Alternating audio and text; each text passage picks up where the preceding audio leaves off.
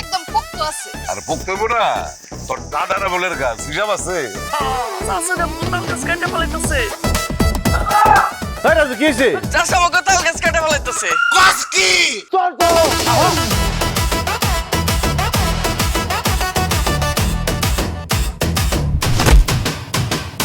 এই চাল গাছের মধ্যে যে আরেকটা রেড করে তোর কলিটা বুঝতে হবে তাই না ছেলে ফেলা চ্যালেঞ্জ দিছেন না, চ্যালেঞ্জ অ্যাকসেপ্ট করতেছি। এই জোসনা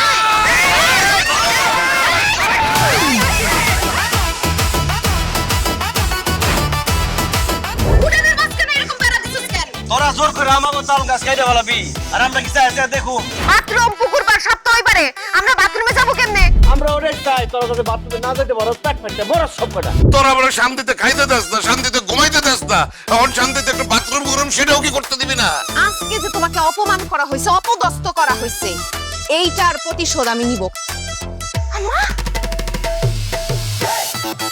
ভালোই ভালোই রান্নাঘর থেকে বাইরে যা। আমি যাবো না। তোর আর তোর মাইয়াকে ক্ষমতা থাকলে আমারে বাইক করে দেখা। হ্যাঁ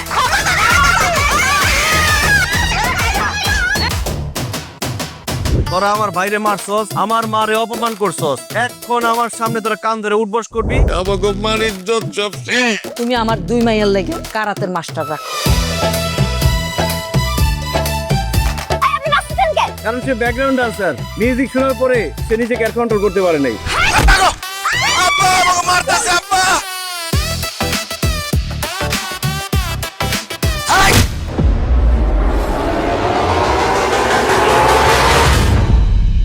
নাকি তুই আলমগীরের হাত ধরে আসছিস কেন?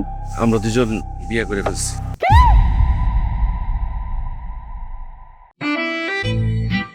এত টেস্টি বিফ কার কাছে শিখলা?